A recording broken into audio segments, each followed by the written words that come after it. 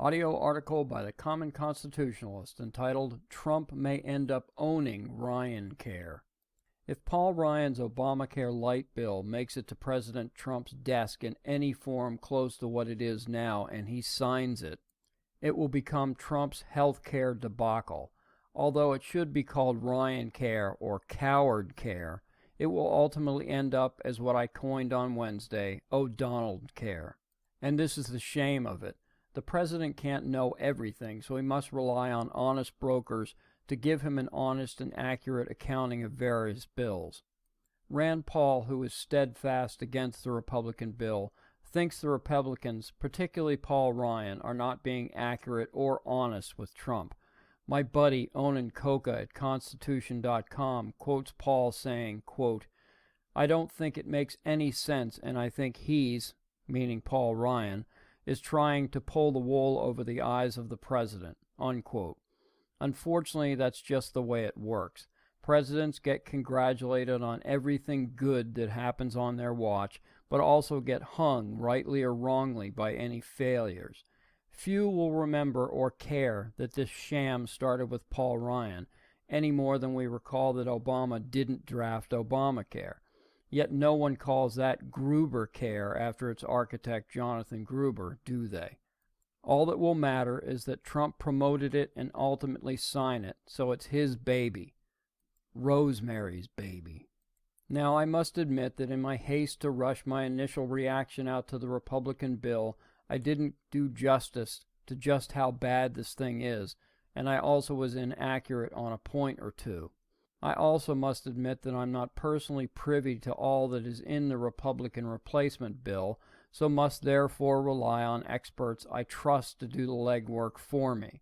One of those experts is Conservative Review's Daniel Horowitz. He was featured on Mark Levin's Tuesday evening radio program, and he did a great job breaking down and explaining the bill, and unfortunately for conservatives, it's worse than even I made it out to be, possibly worse than Obamacare. Right out of the gate, Horowitz confirms what we suspected and why the Republicans are calling the bill a replacement. Daniel says that the bill, in fact, does not repeal Obamacare. Quote, "Obamacare at its core are the price hiking regulations and then the subsidies that further distort the market. The regulations and the subsidies remain in place," says Horowitz.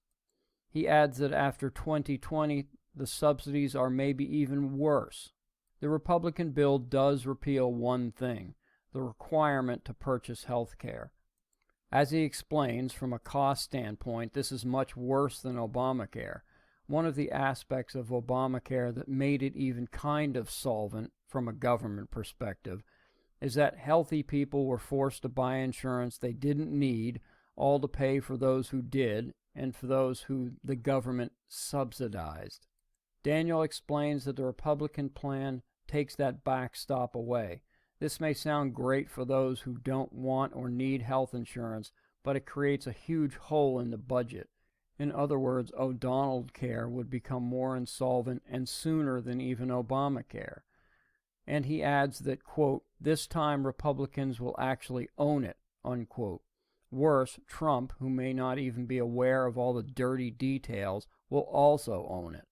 The thing I misinterpreted slightly was the 30% penalty.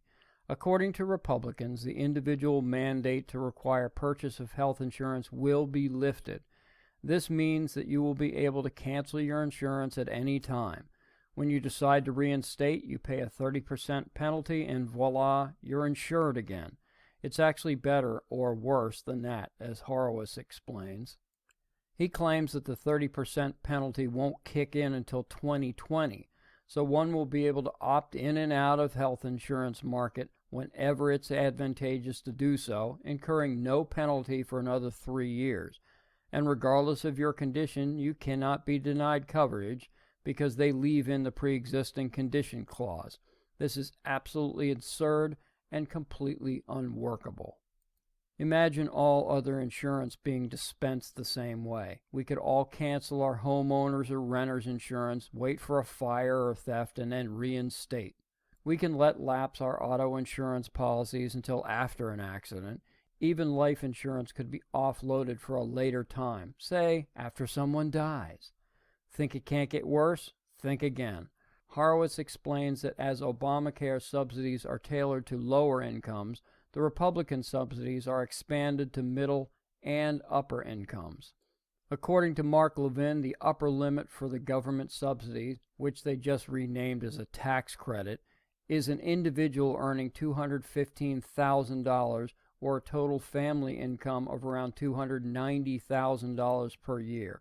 Worse, if I'm not mistaken, the credit will actually be in the form of a direct payment issued to the recipient every month as an advance on their tax credit. In other words, welfare for all.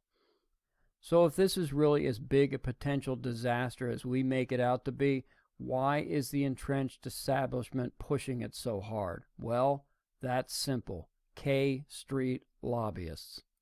As Jake Novak at CNBC wrote, quote, "One look at this Obamacare replacement bill and you can see how big insurance company and hospital lobbyists have their fingerprints all over it.